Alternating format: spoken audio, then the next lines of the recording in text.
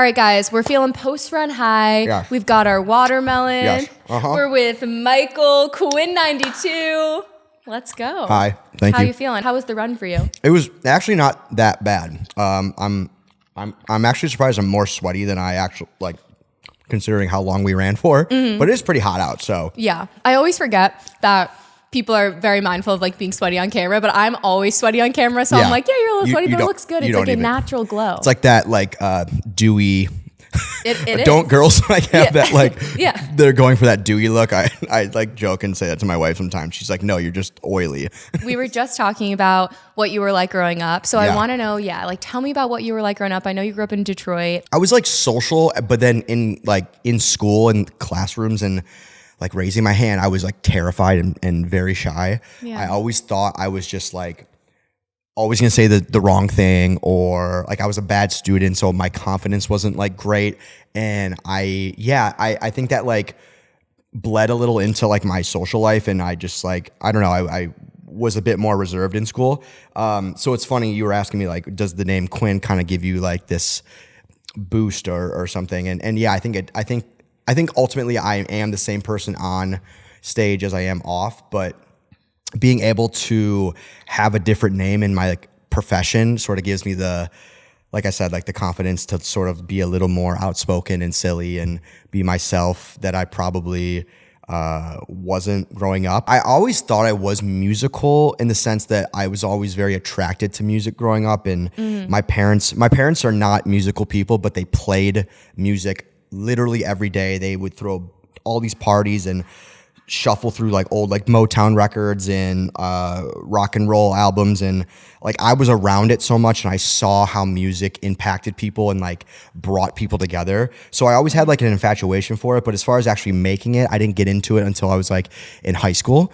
I loved creative writing growing up, and that was kind of my start to creating stories, but putting them to like music and beats and things like that didn't happen until I was like a senior in high school. Right. I just tried it one day and like just fell in love with it, just very on a whim, very randomly. Wait, I love that you said Motown and referenced Motown, because didn't Motown originate In Detroit. in Detroit? Yeah. I'm from technically Grosse Pointe, which is a suburb just a few minutes outside the city. Okay. But yeah, still though, like all of that culture very much rubbed off on me growing up. Right. And so like that music is definitely like in my DNA as an artist, and I love that. I love that stuff. Do you feel like you put elements of it into your music? For sure. I think like what Motown to me is there's this term in music called ear candy, which is like really good melodies that just like stick in your like earworms, kind of like just You stick can in your. call me Stacy. Yeah. Oh, thank you. Oh, you know my work. Okay. Of course I do. Yeah. Thank you.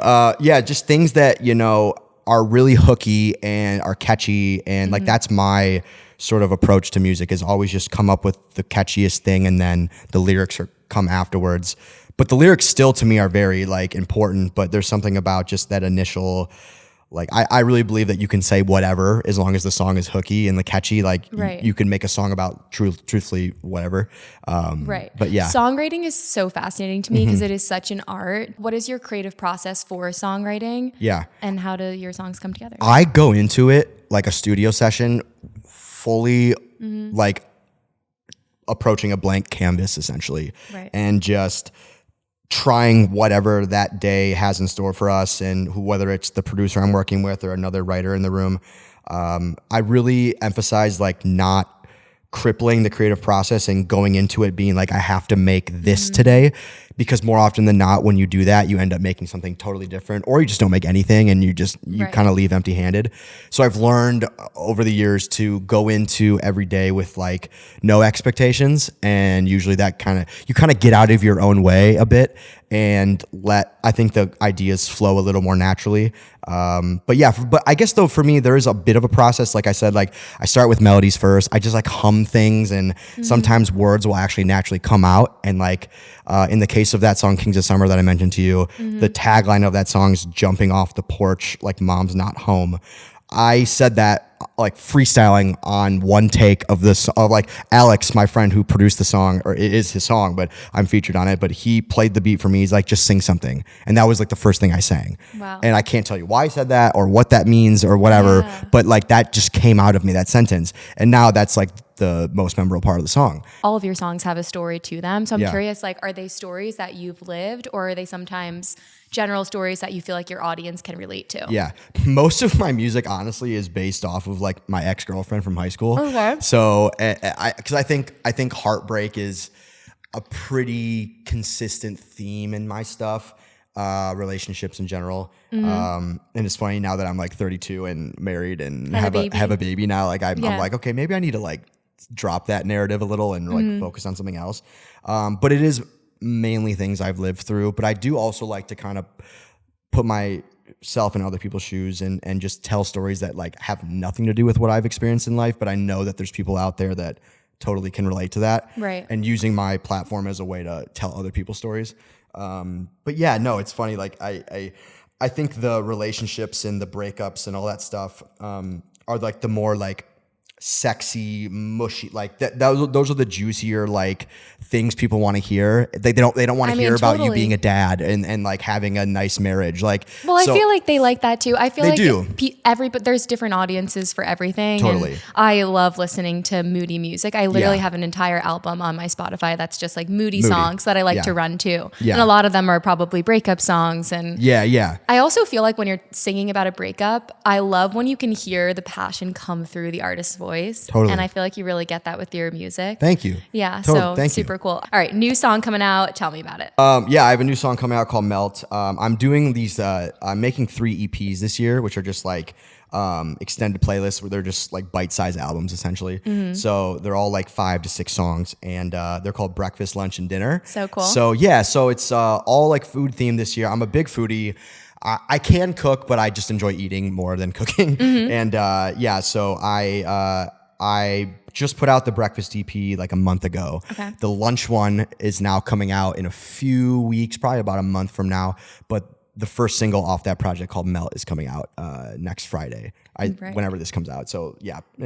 And you've done so much creative marketing around these songs coming out. It's so cool. Thank you. Like, talk to me about the concept behind it. Yeah, I'm really into like chef culture and like.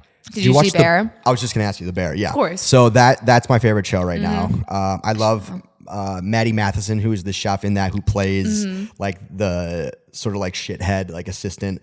And Jeremy Allen White. Yeah. Love him. And Jeremy Allen White, heartthrob. He's been like one of my favorite actors since Shameless. I'm just obsessed. Like, I never watched Shameless actually, so I didn't know who he was until the Bear. Actually, I feel like you need to watch Shameless. Yeah, everyone's actually so said that. good. It's so good. Okay. So yeah, no, I think just the whole world of like, I think chefs are really the real like rock and roll stars of like our time right now. Like food is, I love that. Like I totally believe that. Like I think like seeing these chefs who are like tattoos everywhere and like piercings but are making these like really elegant dishes and are like sensitive people. Like I think that's so unique and fascinating. They're studs. Yeah, these people. Yeah. And I also love Action Bronson, who's a New York guy, but also like a chef and incorporates food into a lot of his music. So this is like something I've wanted to do for a while. And also, like I said, I just love food. So I thought it was like a very like easy thing to promote because I just love eating food. There's art in every industry, and there's such an artistry that comes into like the culture of making food and being a chef. 100%. So I feel like you really appreciate 100%. I think most people, it's funny. Like most people think art is just like music or visual books art. or acting, but like it's literally in everything. 100%. I totally agree. It's in the set. Check out that pigeon. Somebody had to make that. Someone had to make this. Okay. All right. Well, mustard mics. You're a big mustard guy, right? Yes. Okay. Talk to me about the mustard thing. You're coming out with the mustard brand. Is that public yet? No, but we can say it. Like, yeah, we're working with the exclusive mustard. Everyone has been waiting for it. Mustard announcement. We're making a mustard currently. This has like been in the works for like a couple years now.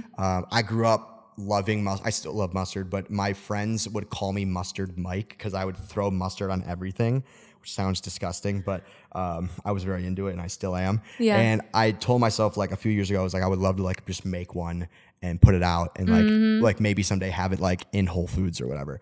But yeah, we're currently making one. We just decided the flavor. We just got like the final ingredient, like the recipe yesterday. So everything's signed off on it. Now we're just figuring out like the packaging and like the labeling and stuff like that. Can you describe the flavor to us? Yes, it is rosemary, like Dijon mustard. Ooh, so it sounds kind of fancy, yeah. But we wanted to like go, at least I did, like make something that I could have made just like a yellow mustard or whatever, but I kind of wanted to, I think the point is to make stuff that is a little different than your standard, like on the shelf, like backyard barbecue options. So yeah, no, it's a little of a unique flavor, but I think it's amazing. Did you ever think you would launch a mustard brand? No. Like, how cool is this? Never. I love how life just has endless opportunities. Like, you can do so much. Like, and also like it's through like music that I Right. can make mustard. It's so weird. I'm loving this mustard era for you. It's going to be so great. Yeah, thank you. All right, let's go back to Melt. Can we get a little preview of the song? Yeah, absolutely. Kind of like Americana country vibes, which is a little different for me. But Country's so in right now. I'm up in flames if you wanna. Cover me in kerosene. Sweat out my fears in your sauna. Make it my daily routine. So good. So hot, so red. I swear I'm out my head. All Okay, right, that's it for now. I love it. I love it. Thank you very much. Yeah. I'm trying to, I'm glad you said that though, because I'm trying to like not jump fully on the country bandwagon because I think everyone's doing that right now. And I want to be very mindful that I don't seem like someone who's just like hopping on what's trending. So And I feel like why people are really liking country right now too is country really tells a story, but your music always tells a story. So I feel like the two go hand in definitely. hand. Thank you. Right? Yeah. No, country has like the people that work in country music, I've always said are like the best songwriters in the world. They're just like so witty and like you said, amazing storytellers and say like the most simple things in the coolest ways. I think that's like the best music is how you can like say like the most standard phrase, but say it in a way that you would never say it or hear it. 100%. Yeah. So yeah. Okay, wait, I'm so excited. So when does Melt officially release? So June 21st is when the song comes out. So right now is that next Friday or the following Friday? Next Friday. Comes out next Friday. Yeah. That's so exciting. All right, June 21st, guys. Yes. Go stream Melt. Thank you so much, Quinn. Kate, thank you Mike. so much. Yeah, seriously. Like this was awesome. Let's do it again sometime when I'm a little more fit. Okay, I love that. Next time he's got to finish his 92 miles. Actually, guy. Chelsea and I can do it because she wants That to come would be back on so the fun. show. Yeah. Okay, that would be amazing. Let's definitely do that. Shout out All to right, Chelsea. Chelsea and Mike are gonna come back on together. And thanks so much. This is Post Run High.